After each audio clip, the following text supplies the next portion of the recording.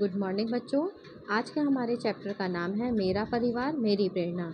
मैं स्कूल से खुश होकर लौट रही थी। पर्यावरण संरक्षण पर सबसे अच्छा लेख मेरा था। मैं घर पर दो लोगों को अपनी यह बात सबसे पहले बताना चाहती थी। एक मेरी नानी और दूसरे मेरे भैया। मैं दोनों मेरी बातें से बहुत ज़्यादा खुश हो और सॉरी बच्चों, वे दोनों मेरी बातों से सबसे ज़्यादा खुश होते हैं। मेरी नानी मेरे बारे में सुनने को हमेशा उत्सुक रहती है। भैया से मुझे हमेशा प्रेरणा मिलती है। नानी के घर में उनकी देखभाल करने वाला कोई नहीं है। भैया की बात मानकर नानी अब हमारे साथ ही रहती है। नानी की उम्र ज़्यादा है, वह ऊंचा सुनती हैं और उन्हें दिखता भी कम है। रोज़ सुबह पापा उनको अखबार ज़ोर ज़ोर से पढ़कर सुनाते हैं। इस उम्र में नानी तरह तरह के पकवान बनाती हैं। वो बाटी चोखा भी बहुत अच्छा बनाती हैं। माँ ने उन्हीं से बनाना सीखा है।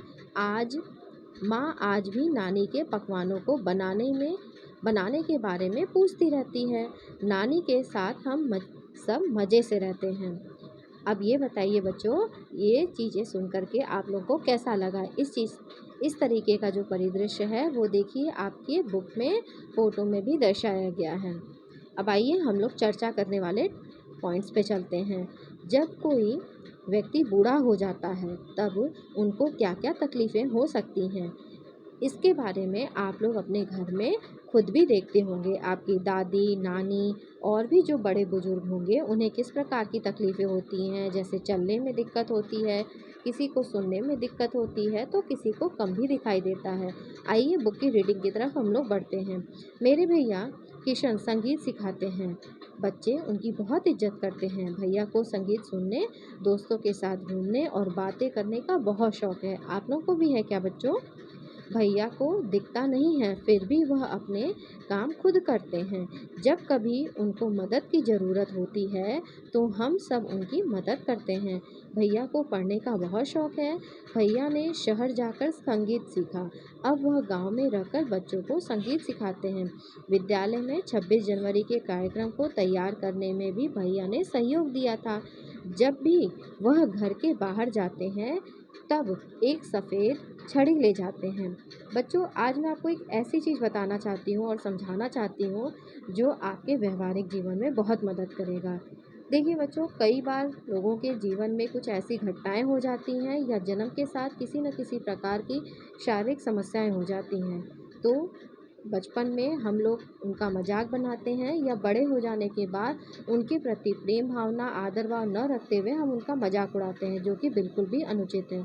जैसे कि आपने यहाँ इस बुक में पढ़ा कि किशन नाम का जो एक लड़का है, इसमें उसे दिखाई नहीं देता। तो अगर आप ये कहिए कि वह व्यक्ति अंधा है तो यह गलत होगा। आप यही कहिएगा कि उन्हें दिखाई नहीं देता, क्योंकि किसी को अंधा कहना उसके मुंह पे उसका एक प्रकार से अपमान करने के बराबर है। और जब भी समाज में ऐसा कोई व्यक्ति आपके सामने आए तो आपको भरसक उसकी मदद करनी चाहिए, न कि उनका अनादर करना चाहिए। अब आइए बच्चों, हम लोग नेक्स्ट पेज पे चलते हैं। चर्चा करिए, हम उन लोगों की मदद कैसे कर सकते हैं जिन्हें दिखता नहीं। ये भी सोचिए क्या क्या कर सकते हैं आप लोग, किस तरीके से उनकी हेल्प कर पाएंगे। क्या आपके परिवार में ऐसा कोई सदस्य है जो देख, बोल या सुन नहीं सकता? आप उनकी मदद कैसे करते हैं? अपने परिवार के अलावा बच्चों अपने आसपास के पड़ोसियों के भी घर में देखिएगा, क्या कोई ऐसा व्यक्ति है जिसे किसी प्रकार की दिक्कत है। इससे भी जानिए, जो लोग देख नहीं सकते उनके पढ़ने के लिए एक खास लिपि की किताबें तैयार की जाती हैं, जिसे ब्रेल लिपि कहते हैं बच्चों। ब्रेल लिपि में हम टच करके पढ़ना शुरू करते हैं। ब्रेल एक मोटे कागज पर एक नुकीले औजार से बिंदु बनाकर लिखा जाता है। ब्रेल कागज पर हाथ फेर फेर कर पढ़ा जाता है कि उस पर क्या लिखा हुआ है। आज मैं आपको इससे जुड़ी एक बहुत ही इंटरेस्टिंग चीज़ बताती हूँ।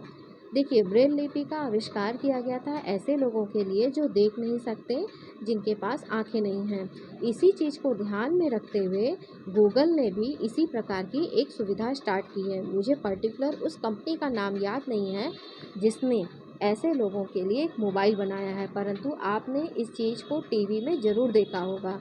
अब आप लोग उस टीवी के ऐड को अगर याद करके मुझे बता सकते हैं कि वो ऐड कौन सा था, जिसमें एक लड़की को नॉर्मल परिस्थितियों से एडजस्टमेंट करने में बहुत दिक्कत होती है, तो उसकी मदर उसको ब्रेल लिपि सिखाती है, उसको ब्लाइंड स्कूल में भेजती है और वहाँ जा कर के वो अपनी मदर को जब बहुत मिस करती है, तब जा कर के उसकी माँ को इस प्रकार का फ़ोन उसे गिफ्ट करने की याद आती है। इस चीज़ को सोच कर के इस ऐड के बारे में मुझे ज़रूर बताइएगा और ये भी याद रखिएगा, इस प्रकार की भाषा को ब्रेल लिपि कहते हैं। लुइस ब्रेल फ्रांस देश के रहने वाला था। जब वह 3 साल का था तब एक नुकीले औजार से उसकी आँख में चोट लग गई थी और उसकी आँखें खराब हो गई। उसे आँखों से दिखना बिल्कुल बंद हो गया। उसकी पढ़ने में बहुत रुचि थी। वह पढ़ने की तरकीबें सोचता रहता था। आखिर उसने ढूंढ ही लिया एक तरीका छूकर पढ़ने का। पढ़ने की यह विधि बाद में ब्रेल लिपि के नाम से जानी जाती है। अभी मैंने आपको बताया ना कि ब्रेल लिपि में हम टच करके छू छू करके पढ़ते हैं। तो ठीक है बच्चों, ये देखिए आपके सामने बुक पे कुछ डॉटेड डॉटेड बना हुआ है। जब ये ब्रेल लिपि में लिखा होगा तो एक मोटे कागज़ के ऊपर नुकीली वस्तु से छेद करके बनाया जाता है। उसके जैसे उभार होते हैं, उसका जैसा आकार होता है, उसको जिस तरीके से बनाया जाता है उस आधार पे वो समझ पाते हैं कि यहाँ पे क्या लिखा हुआ है। इस तरह की लिपि में मोटे कागज़ पर उभरे बिंदु बने होते हैं। उभरे होने के कारण इन्हें छूकर पढ़ा जा सकता है। यह लिपि 6 बिंदुओं पर आधारित होती है। आजकल ब्रेल में नए नए परिवर्तन हुए हैं जिससे पढ़ना लिखना और भी आसान हो गया है। ब्रेल लिपि अब कंप्यूटर के द्वारा भी सीखी जा सकती है। और भी जानिए, बिंदु पे आते हैं हम। जो लोग सुन नहीं सकते उनके लिए सांकेतिक भाषा इस्तेमाल की जाती है। सांकेतिक भाषा विशेष कार्यक्रम टीवी पर प्रसारित होते हैं। इस चीज़ को भी आप लोगों ने अपने प्रैक्टिकल लाइफ में देखा होगा। आपने अगर जी न्यूज़ टीवी चैनल देखा है तो वहाँ पे एक टाइम में ऐसी भाषा में समाचार प्रस्तुत किए जाते हैं जहाँ पे लोग जो सुन नहीं सकते वो देख करके इस बात को समझ पाते हैं कि वो सामने वाला व्यक्ति क्या बोल रहा है। ठीक है बच्चों, पहले ये दूरदर्शन जो न्यूज़ आती थी वहाँ पे भी इस चीज़ को दिखाया जाता था। शायद आज भी ये चीज़ें चल रही हैं। आप लोग मुझे ये पता करके बताइएगा, क्या आज भी दूरदर्शन पे इस प्रकार के समाचार आते हैं? टीवी एक देखिए बेटा, यहाँ पे थोड़ा सा धुंधला हो गया है मेरे पिक में, बट आप लोग अपनी बुक में ध्यान से देखिएगा तो आपको समझ में आ जाएगा। टीवी पर मूक बधिर के लिए समाचार आते हैं। देखो वहाँ बातों को किस प्रकार से संकेतों के द्वारा समझाया जाता है।